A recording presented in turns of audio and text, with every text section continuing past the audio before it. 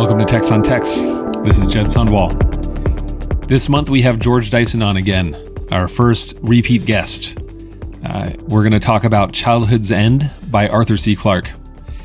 The difference between this and the last time that George was on is that I actually went up to his workshop in Bellingham and we recorded this there in person. It was a real treat for me to meet George in person. He's a real delight, a truly remarkable person that you can just tell upon first meeting.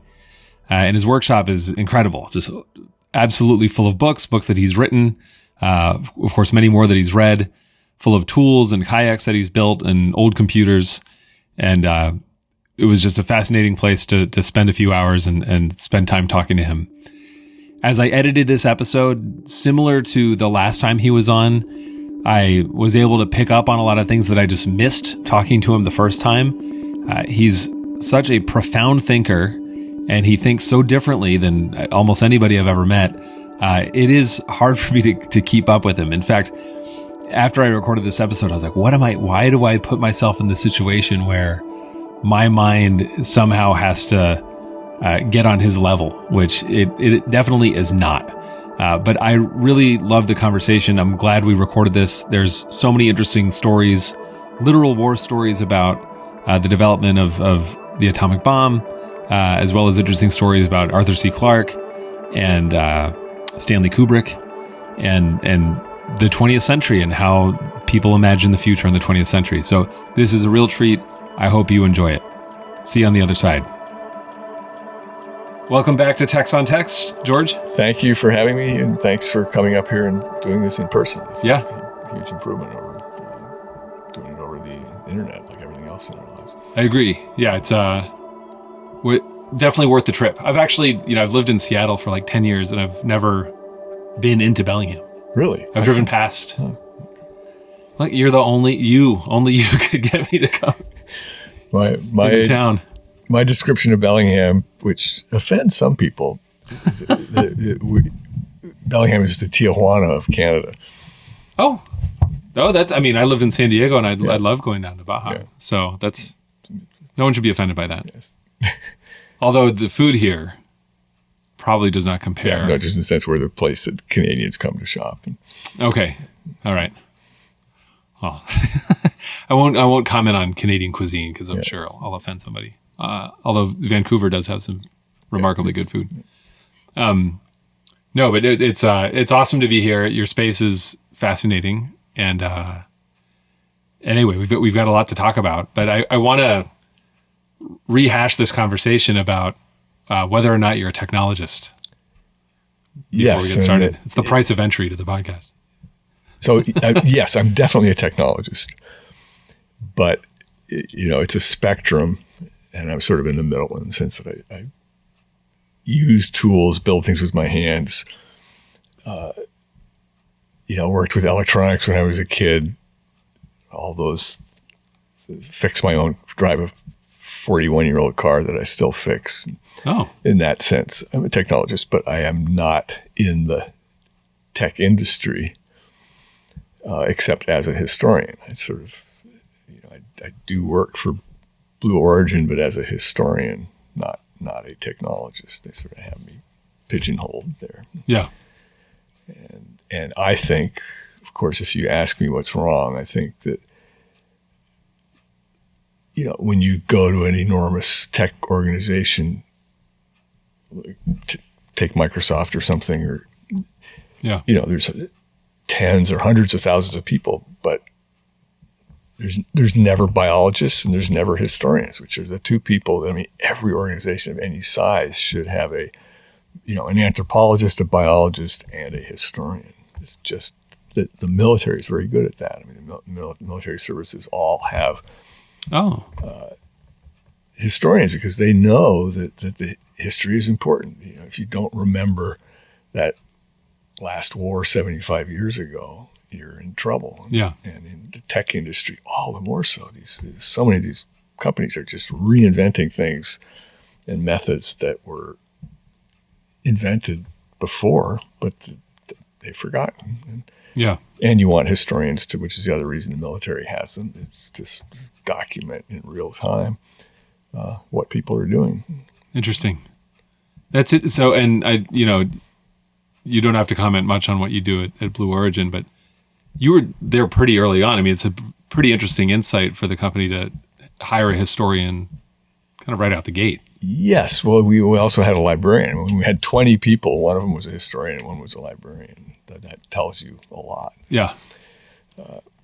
And anyway, I think that, the book we were talking about when you came in, Project Orion, would not exist except for the Air Force historians who had the sense to save these documents. That was their job. Yeah. Well, I'll put a link when I publish this episode to info about Project Orion and where people can find it. But you want to pitch it really quickly?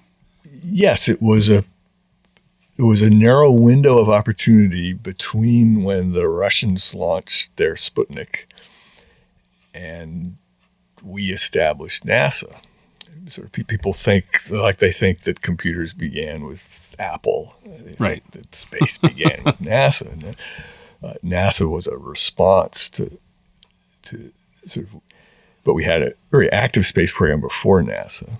Except it was first run under the Army, then under the Air Force. Then they were fighting about it, and NASA was created to do civilian space. But at the beginning, there was no distinction, and space for a couple of years, space belonged to ARPA, and we all know ARPA now, but we forget that ARPA began with space, and ARPA, the first $1 billion check they wrote was for Project Orion, which was the answer to the question, what are we going to do to catch up with these Russians? And one of the answers was, let's build a nuclear bomb-powered spaceship.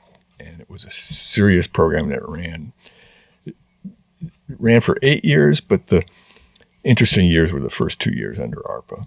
And they were dead serious about building this 4,000-ton takeoff weight that could...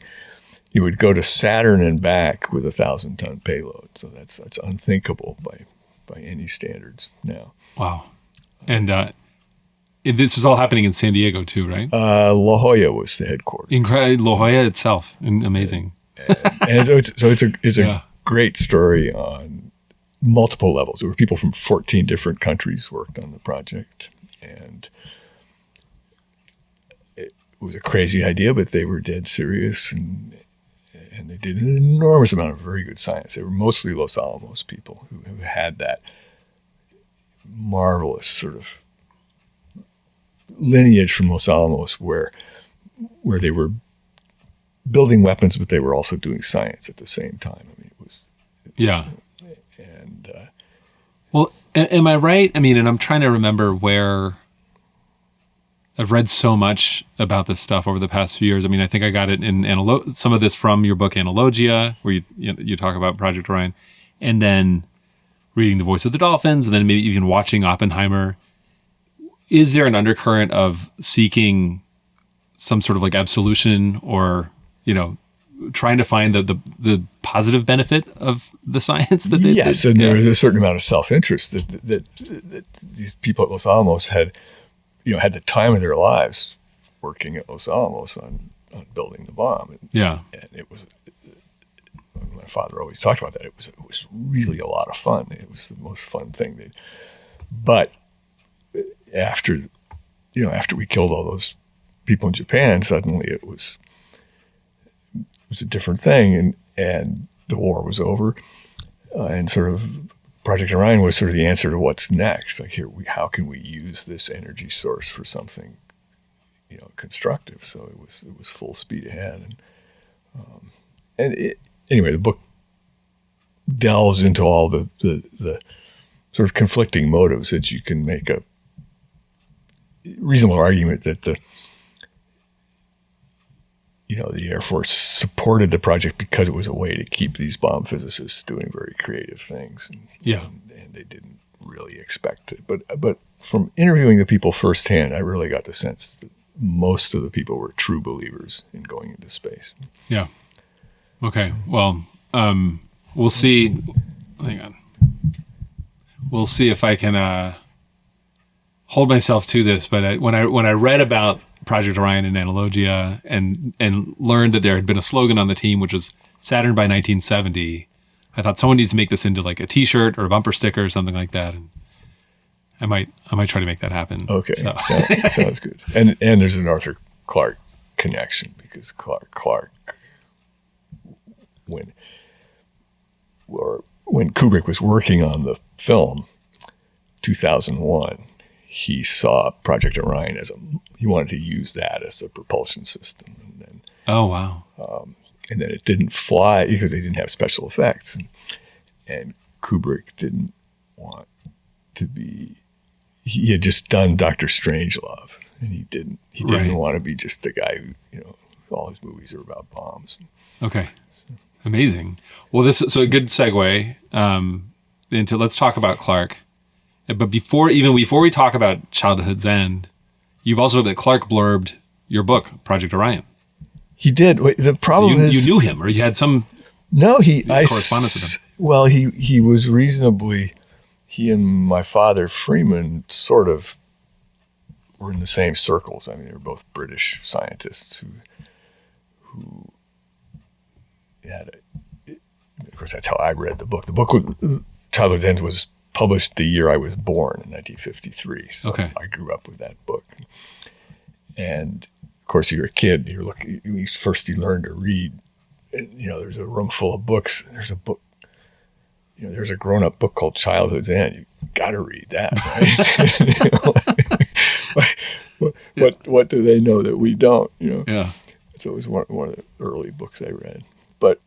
But Clarke, so he was an obvious guy to send the manuscript to. I'm not sure how it got to him. Okay. In fact, actually, I had a friend who was the son of a diplomat, and he had his address because his parents had been stationed in Ceylon in Sri Lanka. Yeah. So he knew where to send it to Clarke. So in the days when you mailed someone a book, and then he wrote this fantastic blurb for the book. It's on the back of that copy. And then he added a thing, typical Clarke. He said, because it shows he read the book. There's a part in the book where Ted Taylor, who invented the concept of boosting, which changed the way we built nuclear weapons, made them way more powerful and way more efficient. I mean, not all our stockpile weapons are boosted. And he went out to witness the first test. And Oppenheimer had said it wouldn't work. He always tells how Oppenheimer would come and say, boosting will never work. You're wasting your time. And it did. But he had, back in the 50s, they used to sell as a toy. You could buy a solar cigarette lighter. It's the kind of thing that nobody would have now, but it was a little thing you could carry in your pocket. And if you pointed it at the sun, and put a cigarette, it had a holder for a cigarette, it would light your cigarette. Okay. And he was it magnifying glass or like? No, just with a little reflector. Just the way, you'd probably buy it in the back of a magazine for 15 cents or something. But he had one, and when his boosting test went off, he lit a cigarette from the fireball. Amazing. And when I interviewed him, he said, well, yeah, I kept it in my drawer at Los Alamos, and then someday, probably in excitement over a new design, I must have smoked it by mistake. Wow. But anyway, Arthur Clarke found it, and he added at the end of his, this is a great book and it's important and all that stuff, he said, but one thing bothered me. Doesn't Ted Taylor know that smoking is dangerous? All of the many dangers in the world. Certainly it's up there. But then he sent me, with back in the day, things went by mail.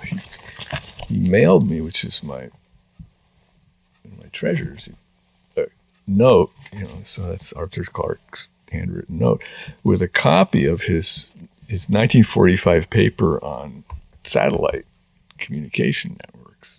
Oh my goodness. So that's really his claim to fame as a scientist, that in 1945 he predicted, we would have networks, that we would have Starlink. Yeah. Incredible. So if only he were alive now. I mean, when he lived in Sri Lanka, he actually had a video link. He was, he stopped traveling, sort of. He would no longer travel, but he would, if you had a conference or they gave us Arthur Clarke Prize in Washington D.C. and so he would appear by video like long before anybody else had anything like that. Incredible. He had his own satellite dish. Yeah, of all the people to be entitled to something like that. Yeah, I mean, so can I take a picture of this? I have a scan. I can. Okay, scan. I'll just because I want to share it with the show notes. It's a very super cool, famous paper, but I mean, one of those things. It was, and he's, of course, he will never let you forget that was his idea. Well, that's the thing. I didn't know. So this is the first book I've read by Clarke, and I'd watched 2001. I'm familiar with him. Quote him all the time in terms of. It's Gibson who said it's the future is already here, but it's not evenly distributed. Yeah. But I think Clarke, he's any technology sufficiently developed will be indistinguishable from magic. Yeah, which is fantastic. I use it all the time. But yeah, I did not realize until I read this book, and I'm like, I've got to do some research on this guy, that he invented he came up with the theory that made satellites possible. Yes, I mean probably someone else had, but he published it and certainly deserves the credit, and worked on radar in World War II. So those guys were way ahead. So at what could be done. So he really, he has the bona fides that you require of a science fiction author. He's a real scientist. Yes, and he had the connections to the right people. I mean, it's the whole thing, like with computing, it was invented so many times by so many different people, but finally somebody had the connections and the use case where they needed it. Yeah. Well, and then he's also, I mean, historically, it's such a remarkable figure in that he was very clearly gay. Like, I don't know if he would consider himself as being out. Yes. Lived in Sri Lanka. Yeah, he was. He was, okay. But in a very sort of mid-century British aristocrat way. Yes. Right? And I loved reading this book because his sort of vision of the future is so clearly that of a aristocratic British guy who likes to have dinner parties and stuff. Yeah. I mean, the last thing you're going to do at the end of the world is have a gin and tonic. So say goodbye. yeah, exactly. So this is an all spoilers podcast. Let's talk about the book. I'm curious to get your summary of it, and then I can maybe fill in any gaps. I mean, yes. When was the last time you read it? I've read it the last couple of days. I mean, it was okay. probably the fifth or sixth time I read it. Okay. I have a cheap Bantam, tiny 29-cent copy that's easy to read. Well, the problem is the book, it has several spoilers. I mean, you really could spoil this book. That's the policy of the podcast. Everyone read the book. It's an easy read. It's a very entertaining, interesting book. And very prophetic. I mean, and he, it's the thing about Clarke, he likes to show off. And so he's really showing off everything he knows about astronomy and deep star catalogs. If there's a chance, like Neil Stephenson, I mean, the same thing. If there's something he knows about, it's in that book. Yeah. But he does know a lot. He spent a lot of his life diving and interested in underwater, so that he throws that in there. I think to me, the important thing about the story, why I sort of tops on my list to talk with you about, is because it is such a fable for the state we are in now, where so the short version is overlords show up. Right. And at first you think, they're going to come destroy the planet. No, they come and make everything work, and they end war. And there's a fantastic scene where they end cruelty to animals. And the example that gets all the attention is the Spanish say, okay, well, you can end cruelty to animals, but we're still going to have a bullfight. And they have a bullfight. And at the moment the bull is speared, every single person in the audience feels the pain of the bull. And they okay, we're end bullfighting. So the overlords are exactly like the tech AI we're having now, right? Where like for 100 years, all the science fiction said, AI will come and it will turn people into slaves, and we'll have to fight it, and it'll be a war to the death and whatever. But but AI has arrived, and it's basically the benevolent overlords of making everything is working better and easier. And there's some hiccups, but it's turning out okay. So the overlords stick around for 100 years, and everything seems pretty good, but there's always a catch. And the catch in Childhood's End is, the title gives it away, is that there is one thing the overlords are here for, and it's the children. Yeah. So that's the story of the book, and that's, I think exactly the path we are on. That all this overlord technology is working great and making life better, but we are going to wake up the same way the people in Clarke's book wake up, and one day the children will not speak our language. And that's not science fiction. That's something that's actually truly happening. You see, like, the first glimpse of it was something like TikTok, where all the kids are just sucked into a different world, and that's all just sort of trivial marketing. But at some point, it will get very deep and serious. And there's because we have all these languages on the other side of the screen, and then we have humans with it at a young age are completely able to learn any language. They can learn music. They can learn Egyptian. They can learn Greek. They can, they just do. Yeah. And if you catch them at that stage, they can learn something completely different. Yeah. And and the book is pretty good about it. It never really takes a black or white, which is what good fiction does. It lets you make up your own mind. Is it a tragedy, or is it, sort of the way the world was supposed to turn out?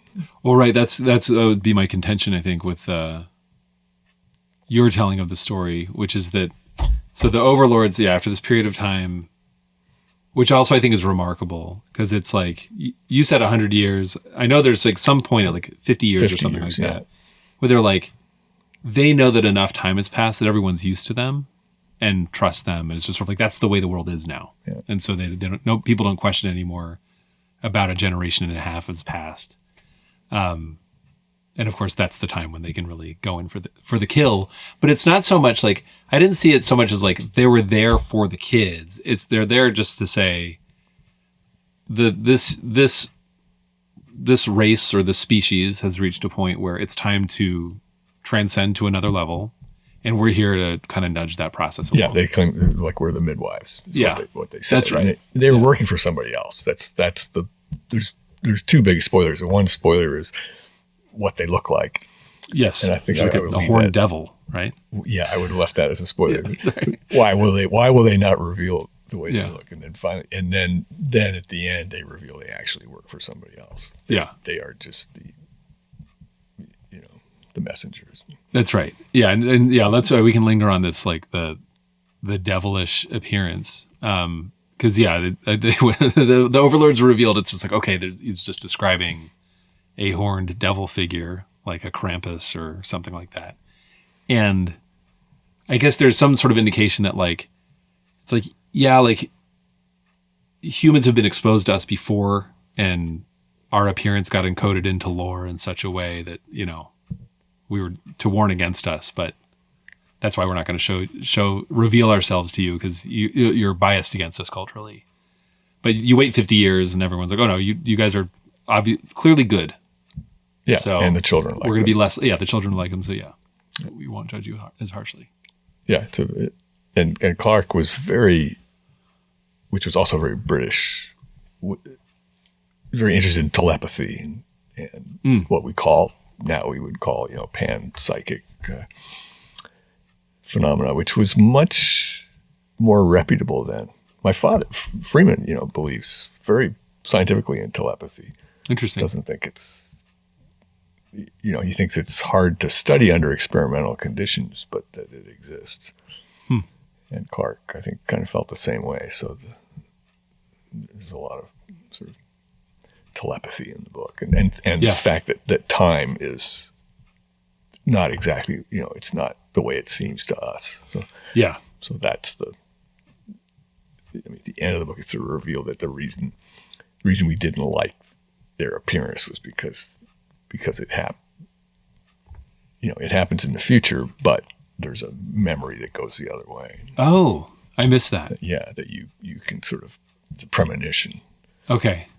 So in the end, the lead character really asks his informant sort of, well, when did you come to Earth before? And he says, no, we didn't. But you think you remember it because time functions in this way. Yeah. Interesting. Okay. I missed that part. Yeah. Okay. Where to go from here? So there's so many jumping off points. Talking about AI these days, talking about confronting a form of intelligence that we can't comprehend. That's one place to start. I also like to talk about institutions. I think it's interesting that the UN, there is kind of a world government in this book, which is certainly a 20th century fantasy. But I'll leave it to you. I mean, where you say it's very relevant to what's happening today, what jumps out at you, especially today, and we're recording this on February 24th, 2025. Yes. Well, there's so many parallels in the way that, we, in a somewhat trivial but serious way, we face the elephant in the room that there are these big new companies. Yeah. We probably shouldn't name names, but people think of them very reasonably, in a sense, like these overlords. I mean, suddenly we have these companies that are making our lives very much easier, but also gaining, so much knowledge and power over everything, and to the point where they have,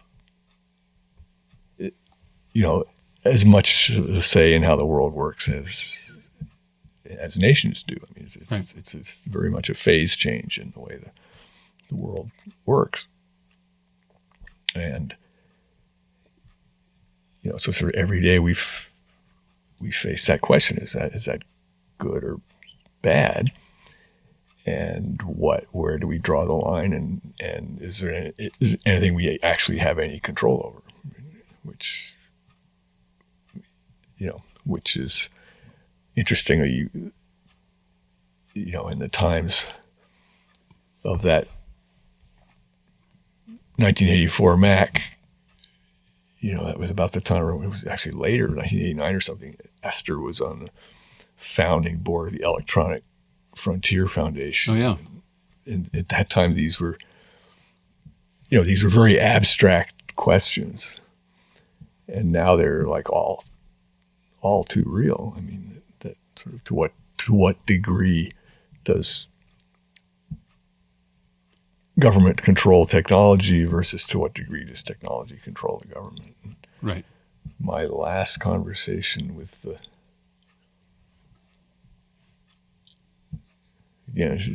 not be specific, but someone who became one of our leading oligarchs. Yeah.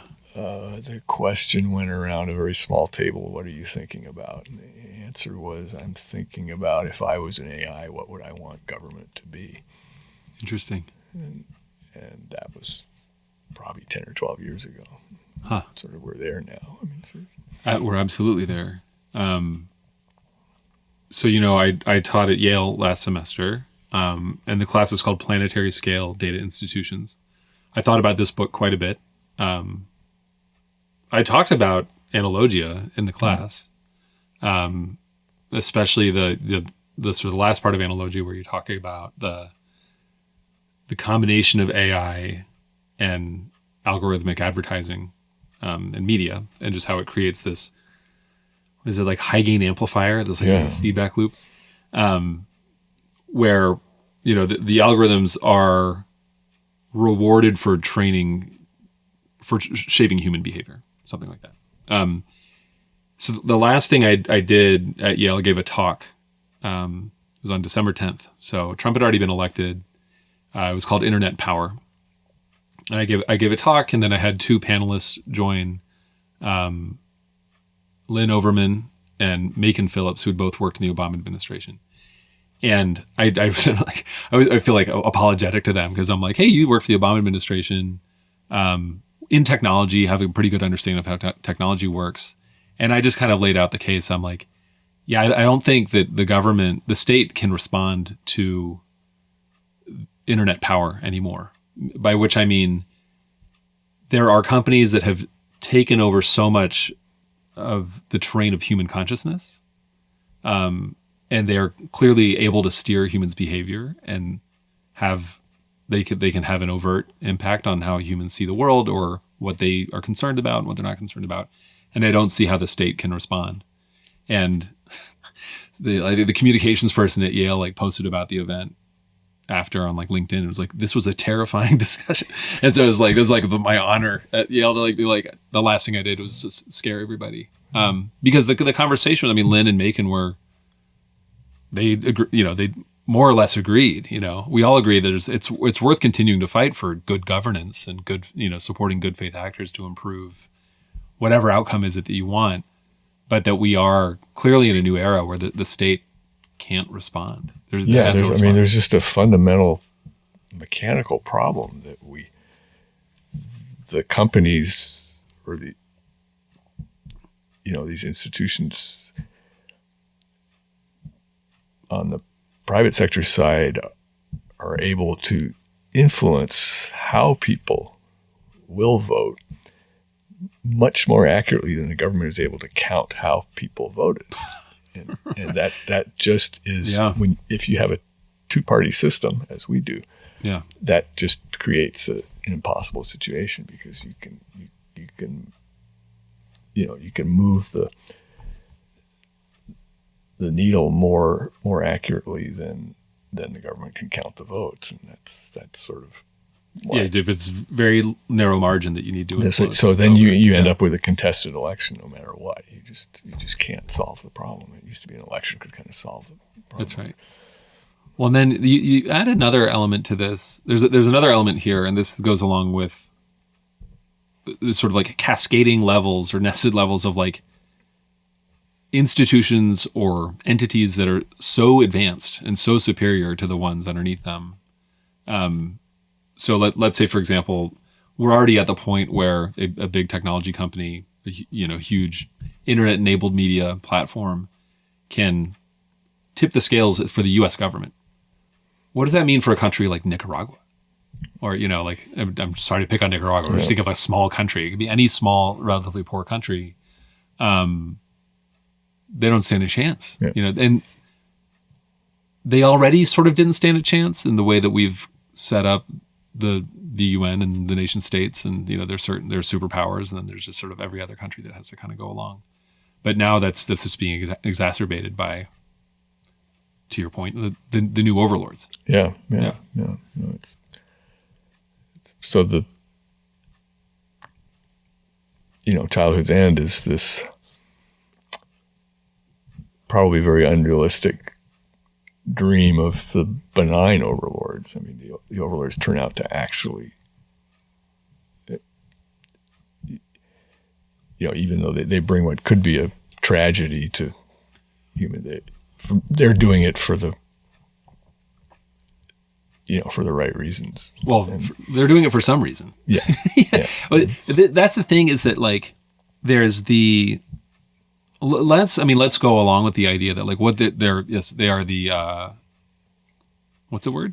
Midwives. The midwives, helping create this new consciousness, which is that's another sort of element to this, is that all of the children end up becoming some sort of merged consciousness. Yes. And so again, there's definitely parallels to social media and the internet connecting people's minds. But anyhow, so they become this sort of merged consciousness, completely inscrutable to their parents. And that's maybe better for some reason, or it's just some form of progress. And this is something I always just find fascinating, is that history is this story over and over again of humans recreating what it means to be human, like what matters and what doesn't matter. And this is just a story of like a step change in that happening. Yeah.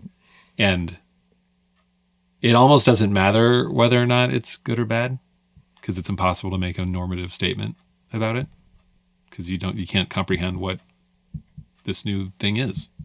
Yes. Yeah. It's a very powerful story with all these sort of life after death levels to it. Yeah. No, but you are you won't go near AI. Have you hit your limit? Is it just because of how old you are?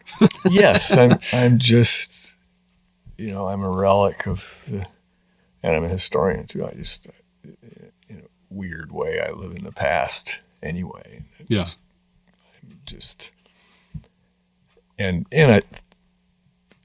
The other book I suggested we read is A Tale of the Big Computer, where this ends in a different way, where the single network that controls the world, everything's going great until it collapses, and then it's the people who still have museums of old tools and so on who can save the world. Neil Stephenson wrote a book like that too. Which one? Anathem. It's one of my favorite books. Oh. Anathem, where the entire world basically turns into Target or Walmart, and there's no culture. Yeah. But then a certain little colonies of like monasteries survive where they read books, and it's free choice. Like every 10 years, the gates open and you can leave or come in. But those people in the end save the world because and I personally, I think that's why books are going to become insanely valuable, because if it's in a pre-2000 book, it was not generated by AI. It's actually words on the page. So we'll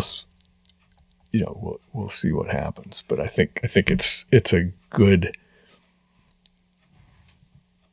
sort of safety reserve to keep in society, as some people should remain in the old world, just in case. It's like I just preach forever. I don't know if anything happens that it used to be the ham radio operators would save us when there was a hurricane, because they still had their vacuum tube sets and so on. That we need that more than ever now. We need to have sort of a backup non-internet communication network, or people who remember how to. Now, if there's a technical failure, the only way we know how to fix it is by sort of Googling, where download the new driver or whatever. But what if that all stops?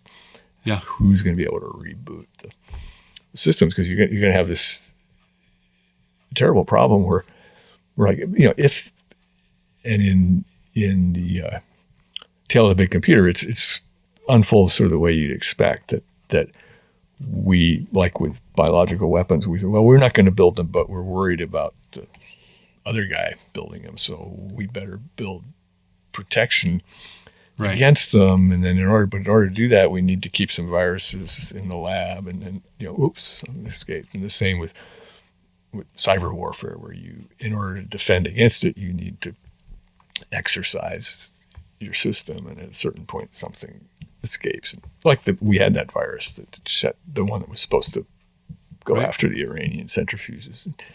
So some event like that happens, you're going to have a nation of millions of people who the only thing they care about is looking at their Instagram feed or something. And it's going to overwhelm the system. It's going to be very hard to boot it back up.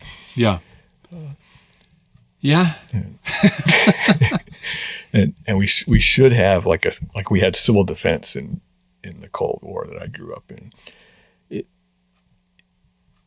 Every church had a bomb shelter, and it wasn't that all these people were going to survive a full-scale thermonuclear war by hiding in the church basement.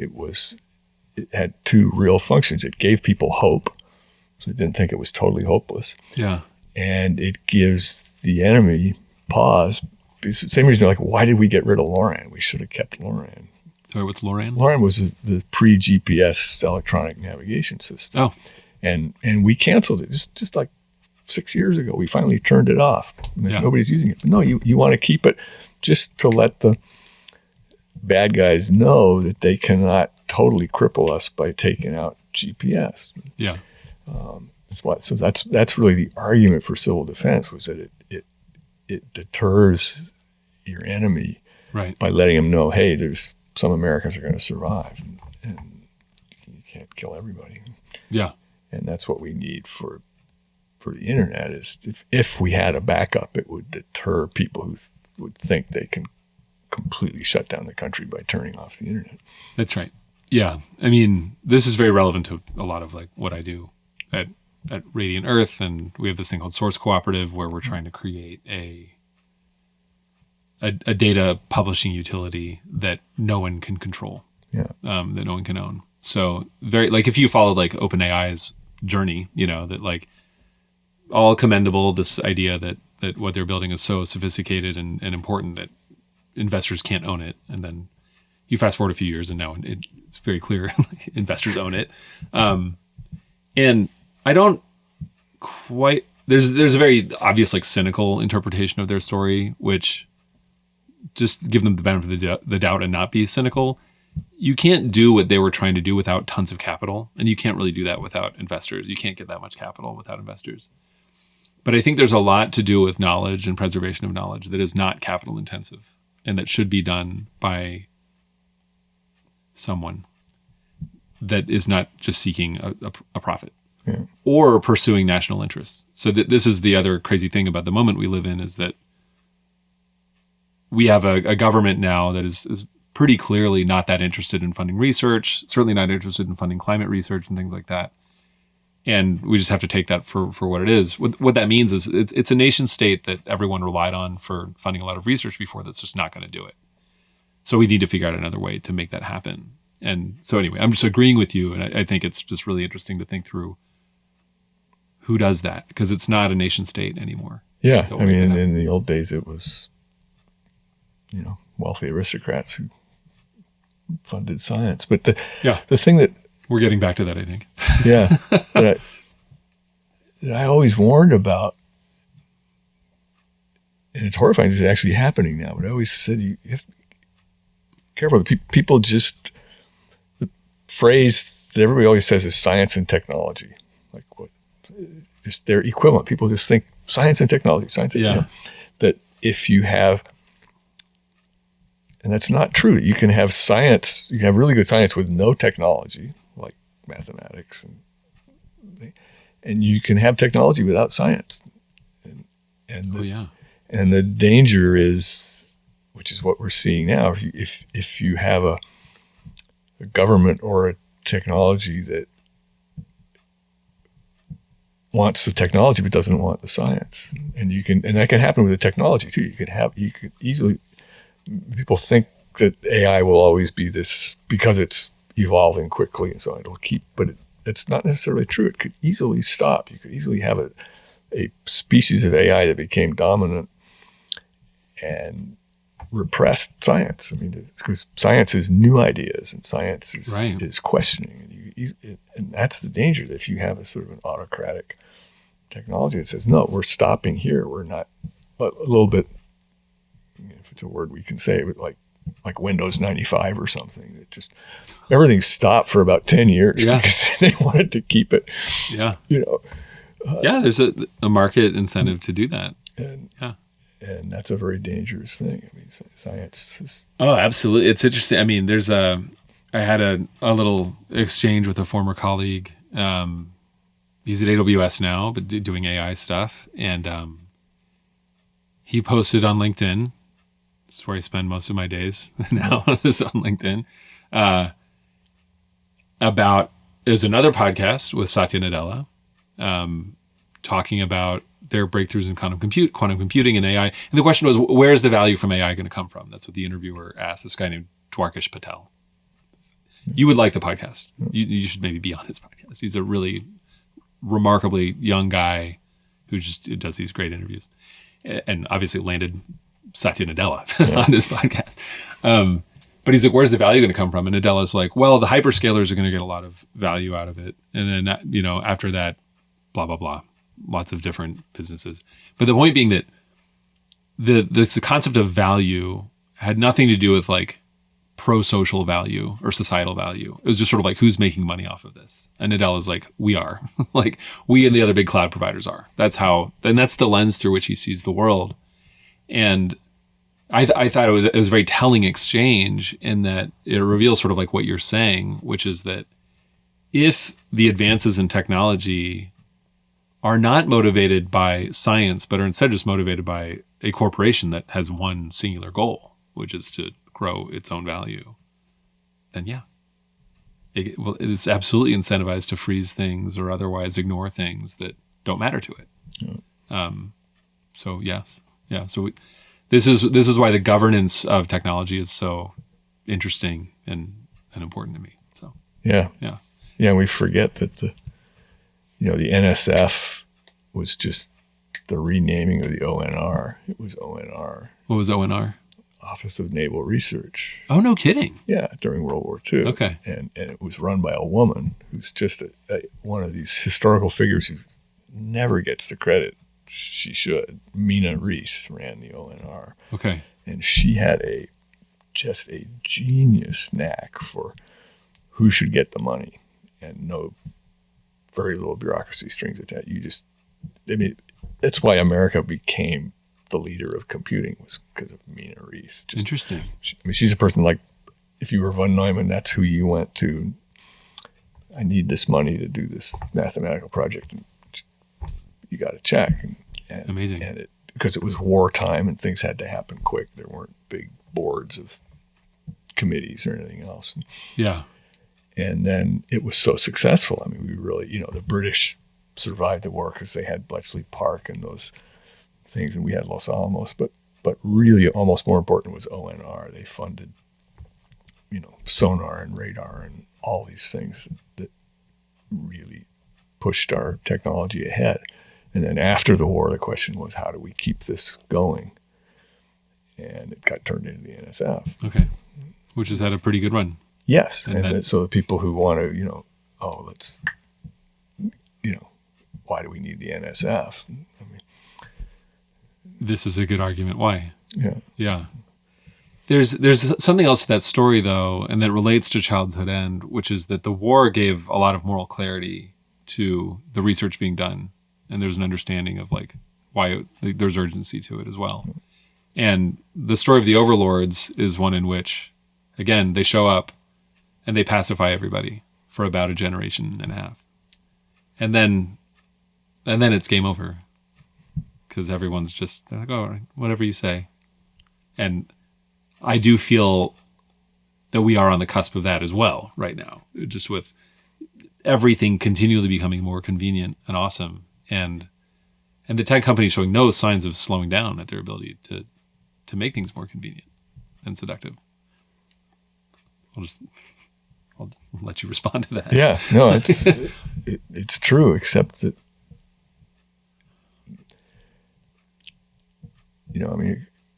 except for the reality that things aren't going so well, and for a lot of people in the world. I mean, I want to say, like, let's talk about this in 2 weeks when we see what really happens with peace in Ukraine or something. I mean, right. Are we going to get that or not? But it's, in Childhood's End, they sort of get what people had been in Clarke's time, 1953, right? So the UN was still the big hope. Yeah, right. We also forget how at the end of the war, we had this thing called the Baruch Plan, which is partly what got Oppenheimer in trouble, which was a plan to turn nuclear weapons were so dangerous they should be turned over to international control. Right. We couldn't trust even the United States with this much power. So it was a plan to put the control of nuclear weapons. And that was almost a bigger Cold War than Russia versus the United States was sort of within the United States, whether the AEC or who was going to control nuclear weapons. and the overlords sort of come in and settle that. Yeah. Like they're not going to work. Yeah. Your nuclear weapons no longer. Of course, first thing they do is try to let's blow up one of these they ships. try to nuke them. Sorry, we turned those off. And that's, again, that's a theme of so much science fiction, so much great science fiction. I think it must have been a book too, but the movie Colossus. I don't know. I'm not familiar with it. It's the classic Cold War story where the Americans are building a huge computer system to control their nuclear weapons, and the Soviets are building them. There's this arms race of computer systems, which we have now. Yeah. But they ultimately get big enough so that the two computer systems start communicating and realize this is nuts. Okay. Why are we doing this and shut everything down? Yeah. Rather than it's not the end of the world. It actually solves the problem. Yeah. Well, yeah. I mean, I take your point. Things aren't going great for a lot of people in the world. Clearly, though, something's happening. I mean, and I don't want to chalk up like all of the recent elections to just people being complacent or something like that. Or I mean, it's obviously very complex. But people taking for granted the world that we've built and being willing to disrupt it. Like, how did that happen? That people were, again, I think I'm trying to like figure out the point of entry to this chain of thought. Like, there's a willingness to turn our back on a lot of institutions that we've built up over the past, let's call it 100 years. Some of which is clearly justified and fair. A lot of these organizations and institutions are calcified and do seem irrelevant and are clearly either, if not corrupt, inept. But what I guess sort of no one's afraid of the consequences of this, or not enough people are afraid of the consequences of this. And so I'm seeing a parallel here with the overlords, just getting people to become complacent and comfortable and not worried too much. But I think let's go a little bit deeper. There's a thought experiment that I like to use when talking about sustainability, because that's also the circles I run in are interested in environmental sustainability and conservation. This first part is not my own. So I got this from Ted Schmidt at the Allen Institute for AI, and apparently other people talk about this. But the question is, how many elephants are enough elephants? You put it to a conservationist, well, then how many will be enough? And the answer obviously can't be like, well, there's no limit to the number of everyone agrees that there are outbreak species and overpopulation and things like that. And so that question, it's a useful thought exercise just to consider the question, because it forces you to contemplate the fact that you don't know the answer to that question, or it's a very difficult answer to come up with for most people morally. And I would wager that if you asked a lot of people, I know, especially like in the sustainability circles that I run in, are there too many humans? And they'll be, oh yeah, for sure. And I'm like, okay, then who decides how many humans there should be? And of course, most, I think I would say people with a moral compass don't want to answer that question. They certainly don't like to think about it. But again, like the overlords, we are trying to create these artificial intelligences or these systems that are better at math than we are, or have a broader view than we do, or can see across, their embedding space, many, many dimensions of reality that we don't quite encode. And deeper time function. And exactly, they can see a longer time scale.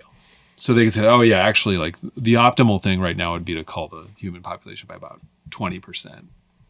And then in another 200 years, things will be great. Yeah, the wildlife population biologists do that all the time. There's sort of extremes. There's a population that's so low that the species won't survive, and then there's, it's too large, it's going to crash, and there's somewhere in between. There's an optimum. Yeah, and that's always kind of in mind. I mean, that's what I assumed AI will do. Will optimize the human population, but I don't think we're there yet. We just don't have that. We're not getting that kind of AI. Well, I mean, but again, that's the. You don't have to. It doesn't have to be like violent or weird in the way that, like what happens at the end of Childhood End, which is just kind of bizarre. Like the kid kids start like floating, or things start floating. They're able to control things with their minds. Yeah, they just transcend the physical plane. Yeah, just the planet disappears. I mean, it's a very, I don't know what Clarke was thinking. But it gets a little out there at the end, but it's not going to be anything like that. That's the thing. It's just sort of be like, oh no, like, I mean, we're already living through it where there's some algorithm that's like, oh no, that claim was denied. Yeah. And we can look at right now, we can look at some of these systems around like insurance, and I mean, insurance is most like obvious example, the justice system as well, where we can kind of imagine like why the algorithm has been built the way it has and what the human incentives are behind it. But we're quickly heading into a situation where we won't understand. Like it's already a black box. Yeah, and it's. I mean, I think one of the huge, which analogy is all about, is to me just this inexplicable misinterpretation that it has to be an algorithm. Why does it have to be? Like in nature is full of control systems. I mean, that's what organisms are, is they're control systems, but they don't have algorithms. There's no algorithm. Well, explain that, because I think a simpler mind like mine would just say like, oh, an algorithm's a metaphor that you can apply to any other system. But no. I mean, I think that's sort of the biggest fundamental disconnect with reality right now, is that people are assuming it's all algorithms, and that, an algorithm in a very technical, clear way, it's a step-by-step procedure, one step at a time. Once again, that's how computers work, and that the whole system we've built is based on all these algorithms. But there's another approach that nature uses, which is not step-by-step. It's networks and maps. Right. Everything happens at once rather than step by step by step. But it works very, very well. I mean, the simplest, house fly or whatever has no algorithms, but is very effective at being a house fly. Yeah. And my pitch, which again, I'm just was screaming in the wilderness like nobody is listening, but that we are starting to get there with our technological systems. We're starting to build systems that actually are networks that are working in non-algorithmic ways, and that's the future. That's what's going to be successful. And you're never going to be able to find, which is, I think, sort of like religion. Like people believe in the algorithm now. Absolutely. There must be an algorithm. Like, something's wrong with Facebook. It's the algorithm. But Facebook is this enormous analog network that has all sorts of behaviors that are not controlled by any algorithm. So there are emergent behaviors coming. Yes, network behaviors, and that's the path to true AI, and that's why people, are going to look back and think these guys were, the sense that we need to build what was OpenAI talking about, like $1 trillion data center? Yeah. That's like, it's like showing up in 1956 and saying, what we need to do is build 1 trillion vacuum tubes, then we will control the world. And meanwhile, there's some guy in a back room inventing the integrated circuit. And vacuum tubes are purely going to go into hi-fis and not computers. And that's the future for AI. It's not. It's like good AI will not need $1 trillion. Are you saying it's this future AI, this sort of analog network system? It's a network of consciousnesses? No, just that we will. The way AI is working now is we're building these large language models and things like that, but it's all running as simulations on these enormous digital I mean, GPUs are a step forward. They're a lot more efficient, but they still are sequential digital processors. Got it. And what we want doesn't need. We are so stuck. It's like thinking we have to move freight with horses because we always move freight with horses. Why would we do anything else? Yeah. But we're ready. The world is ready for the next step to start putting some of the network on the hardware side. I was brought in maybe 10, 15 years ago to a very small group at Sandia. That's the lab that builds the nuclear weapons. And they were working on that. And I thought, this is going to take over the world. And I don't know what happened. But if you started building real analog chips, they would thrive. It would be like the first, when we've had the first 4-bit chip that could do arithmetic and, in a calculator. And then suddenly, within 10 years, people were making computers out of them. Yeah. It's just like we don't need these terawatt, megawatt consuming systems to do what we're trying to do, which is, it's like your brain does it with, 20 watts. Yeah.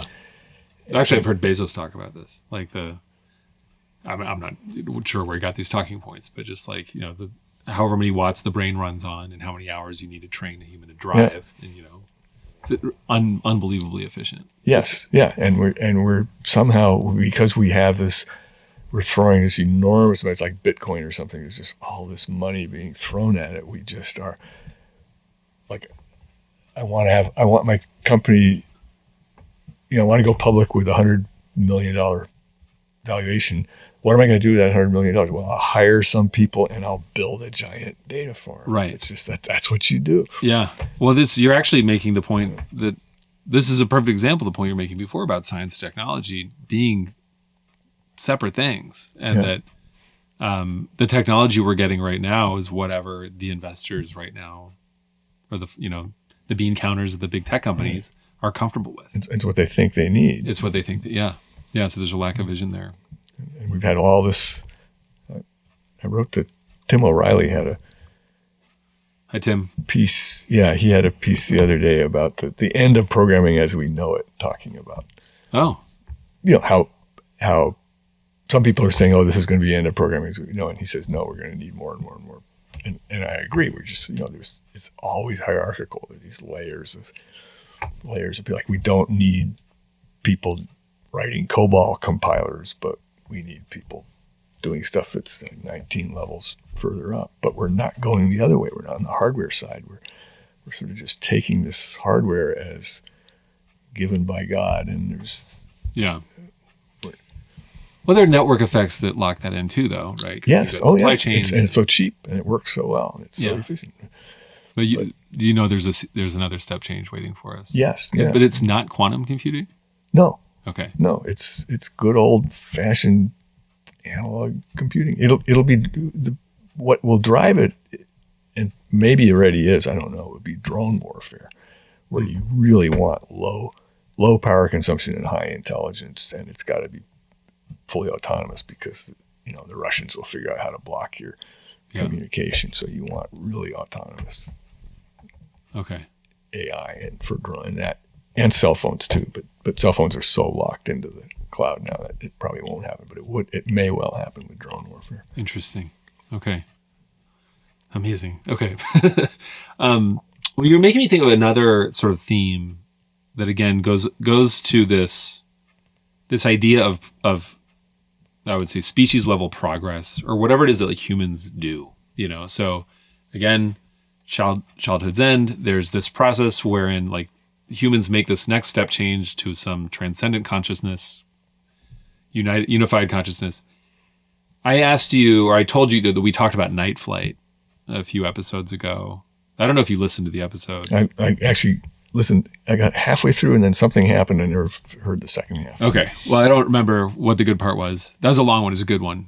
They're all good. But what I loved about night flight was the captain, I'm forgetting his name,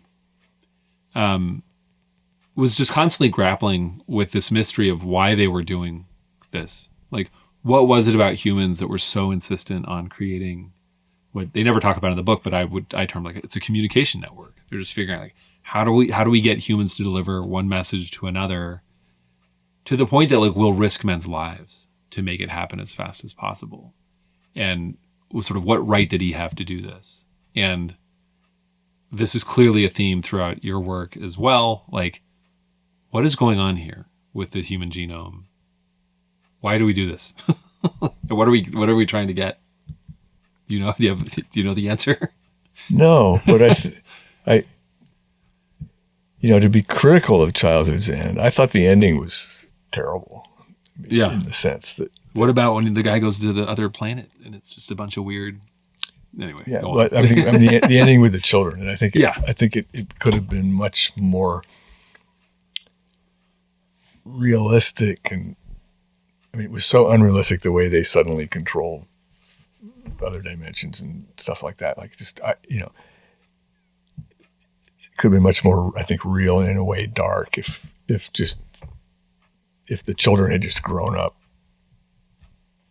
connected in this totally different consciousness that stayed on Earth, but that the parents were just a dying race, and these kids are something different, but they didn't need to like destroy the planet to get there, and that's much more the reality that that we're in. That the people who and the current AI thing is very much the sort of model for that. Like, well, if you're not, and Tim kind of says this in his article, if you're not using these AI tools to code, you are kind of going to be out of the business. Yeah, there's no place for you, and that's true. And to someone like me, that's sad. But I'd be the first to say it's probably true. Yeah, I've started coding with the help of Claude model. Which is great. I mean, because I know how to do like websites and stuff like that, but never anything more sophisticated. And now I kind of can, and I'm learning a lot too. Like it's a useful teaching aid. But it really is. It's a form of shared consciousness. Absolutely. Yeah. I mean, not to sound too crass or like this is offensive, but like there's another way of the end of another ending to the book, which is just like all the children are like extremely autistic, and the parents just like can't relate to them at all. And they're just operating in a different way, and they're living lives in ways that are inscrutable to parents. We're both parents. Mm-hmm. I think there's a degree to that inherently with raising a next generation of not quite understanding what they're into, or what what motivates them. I won't make any. I don't have any knowledge about what it's like to raise Lauren or anything like that, but. Mm-hmm. I can just speak on my own behalf. It's fascinating to watch what my kids are into and how they engage with the world. And of course, they're living in a much different world than the one that I grew up in. So, I mean, I think I guess what I'm fascinated by though in Night Flight and just the general concept of human progress, or whatever it is we're doing as a species, is that I do think there is a trend towards collective intelligence. I mean, going from like band to tribe to city state to nation state, and now to the internet. I was, this is something I talked about definitely with my class last semester. Was like, it was many years ago that like there were more people using Facebook per month, more humans on the planet using Facebook per month than spoke any language. I mean, I think at the time, like Mandarin was the most spoken language in the world, but like people familiar with Facebook's interface exceeded that. And I just find it fascinating that we do this. Yeah. I have a hunch. I mean, I my guesses are humans have an insatiable desire for more information about apparently anything. And we want attention. Yeah, we want attention is really Esther was on that at the beginning. I remember I was taken on a tour of Facebook when they probably close to first start, or maybe they were a few years old, but they were operating out of one building that used to be Silicon Graphics down there in Palo Alto. And it was a big open room, and there were these little groups of people. There were 9 people, and there were 22 people, and here were 40 people,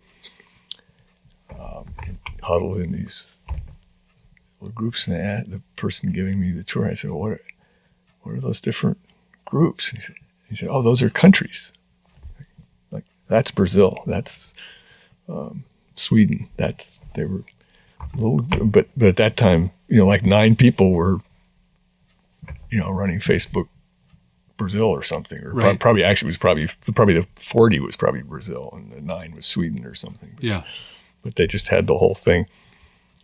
But they weren't walled because it just moved around. Yeah. But it was really just an amazing image that they were. It's the new UN building this. Yeah. Yeah.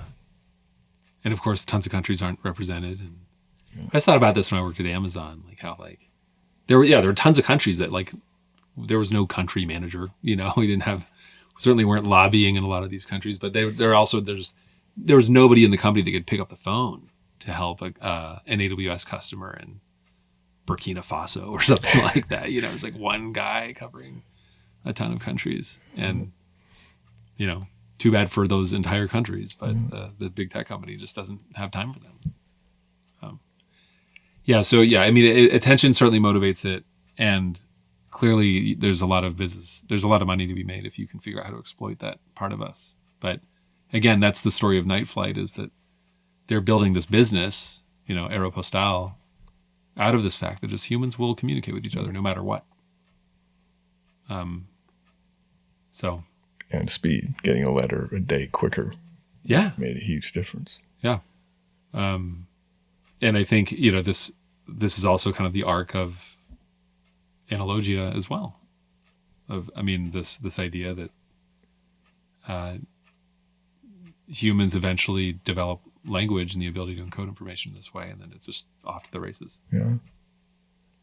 On the old ocean liners that we were competing, like a really competitive thing. Could you get from London to New York in 5 days versus 6 days? That's how we got the Titanic.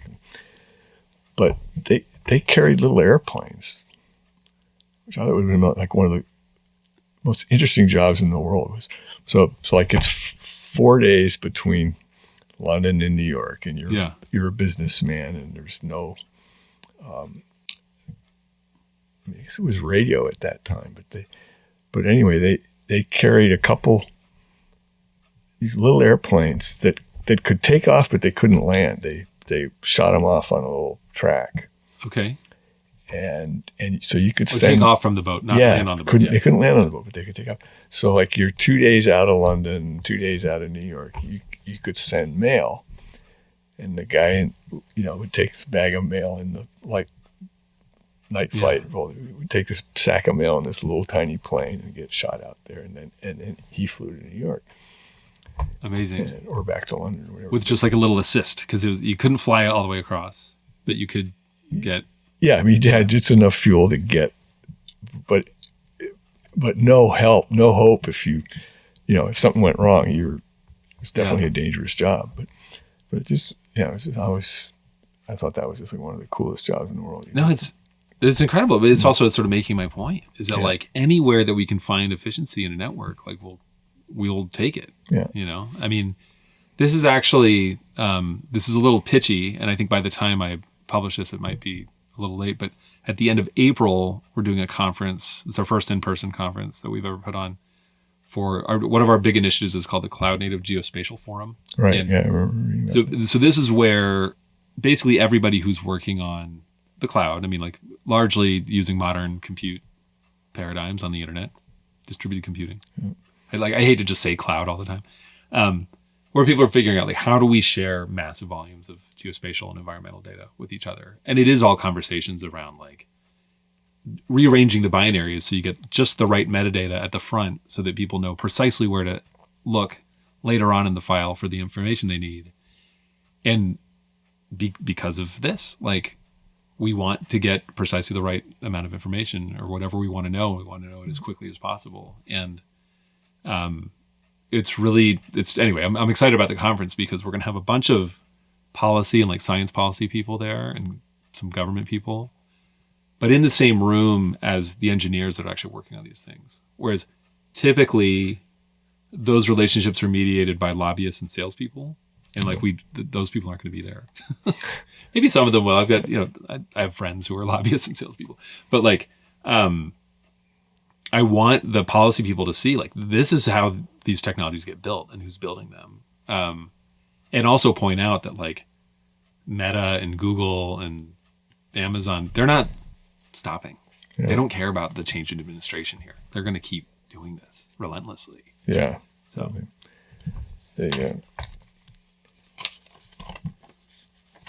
that's kind of the scary thing. It's a scary thing. Yeah, well, you should at least be aware of it, that they're doing it. Are these your notes? Those are my notes, but I kind of covered. Okay. Most what I found one, not a typo, but he mentions two people in the book, Wiener and he says Rashevsky. Okay. It was just a place in the book. But both names are wrong. I mean, he spells Wiener backwards, which a lot of people do, but Clarke wouldn't do that. Yeah. And there was this brilliant American who was the first person really to do sort of sociology of networks and stuff. He wrote a book called Mathematical Biology of Social Behavior. Oh, wow. It was Nicholas Rashevsky. Okay. But in the book, he's Rashevsky. And maybe the publisher said, oh, you can't talk about living people or something. That'd be my guess. Yeah. This is a very like thinly veiled reference. Yeah. Then. Interesting. Hold on, but tell me about this book. What is it called? The Mathematical Biology of Social Behavior. It's one of these just prophetic books. It's like written in 1945 or something. Okay. But he had a group at University of Chicago studying, kind of doing what now would be called, internet graph studies and so on, but just of social behavior network. That was a big thing to the CIA people in the 50s. Oh, yeah. They wanted to study. Understand how movements are forming. Yeah. Yeah. Very prophetic then. I mean, because now just all the internet does is enable people to organize in weird ways. So this is actually, he wrote a couple of great books, but he also published a journal. It was the Journal of Mathematical Biology or something. Okay. But kind of getting mathematicians to talk to the biologists. Yeah, I think that's the game, is getting the different people from different domains to talk to each other. Just kind of what I was saying about our forum, like what we want to enable. Well, this is amazing. I think I have to be careful talking to you because you're always going to recommend more stuff that I can read. Yeah. So, any other thoughts on the state of the world that you wanted to? No, I'm just. All I can say is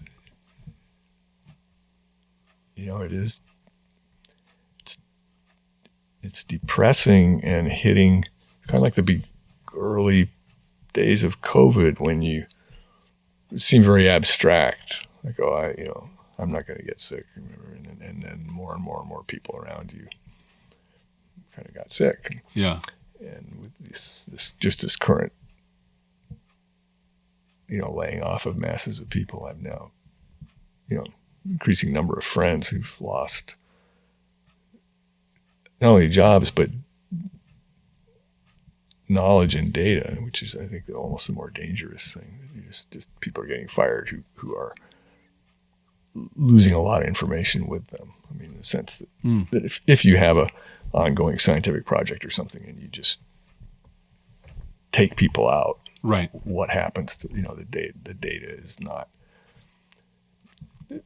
It's like milk or something. It's perishable in the sense that if someone's not maintaining it and knows what it is, it may lose all its value.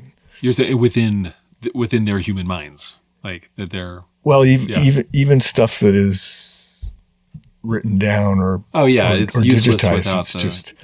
It's like we don't know how that's done.